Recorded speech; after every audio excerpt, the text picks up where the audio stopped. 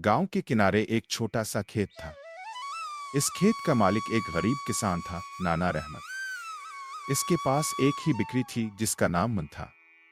मिन ना मामूली बिक्री थी और ना आम, वो एक जादुई बिक्री थी। इसकी दो नन्ही नन्ही बकरियां थीं, नलुफ और मनलुफ, जो दिन भर मन के साथ खेलती और घास चबा। करीब ही एक गहरा जंगल था जिसका बादशाह एक अजीम अलशान शेर था, शान जंगल। वो जोरदार फखरिया और बहुत शोख बहादुर था, मगर उसके दिल में एक ख्वाहिश थी। वो मन के बच्चों को खाना चाहता था। हर रात वो जंगल की सरहद पर आ बैठता और चमकदार आंखों से खेत की तरफ देखता। दिन गुजरते गए तो उसकी नजर नलुफ और नलुफ पर और तेज हो गई। एक शाम जब चांद नर्म रोशनी डाल रहा था, शेर पहली बार खेत के अंदर चुपके से आया। उसने एक खेल सी रची। वो एक रात नलुफ को उठा कर ले गया। सुबह होते ही जब मिन ने देखा कि नलुफ गायब है, तो उसके दिल में यकसा दर्द अलफाटे। किसान नाना रहमत और गांव वाले खौफजदा हो गए। वो जानते थे कि शेर फिर आएगा। 2 रोज बाद शेर वापस आया और उसने नलुफ को भी ले जाने की कोशिश की, मगर मिन ने अपने सेहर को रोशन किया। वो सादा सी बिक्री थी, मगर उसके अंदर एक माँ का अज़्म और जादू का नूर था। मिन ने जमीन से एक नर्म सरगोशी सी आवाज निकाली, पे अवन हफाजत, मेरे बच्चों के पास रहो। एक चमकदार रोशनी ने मिन को घेर लिया और वो अचानक बड़ा और मजबूत नजर आने लगा। मिन ने शेर को आंखों में देखा और कहा, शान जंगल, मेरे बच्चों को लूट कर ले जाना तुम्हारी ताकत जाहिर नहीं करेगा। बच्चों को ले जाना तुम्हारी अजमत नहीं बढ़ाएगा। शेर ने चौंक कर धाड़ मची, मगर इस धाड़ में कुछ नरमी थी। वो जंगल का बादशाह था, मगर मिन की जादुई हिम्मत ने इसे हैरान कर दिया था। इस दफा शेर ना नलुफ को राजी हुआ ना नलुफ को। इसने पीछे हट कर जंगल में गायब हो जाना ही बेहतर समझा।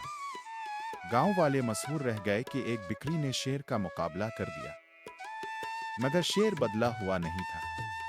वो फिर भी बार बार आता, कभी छप कर कभी दिन के साए की तरह। गांव वाले डरे रहे, क्योंकि शेर जब चाहता तो तहबाला कर देता। मिन ने महसूस किया कि बस जादू नाकाफी है जब तक पूरे गांव का हौसला साथ ना हो।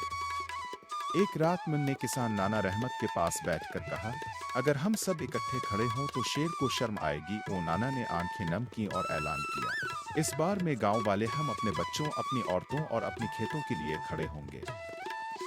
अगली सुबह गांव के मर्द, औरतें और बच्चे हाथों में लठियां, शोले और तलवार नुमा हुनर लेकर खेत के किनारे जमा हो गए।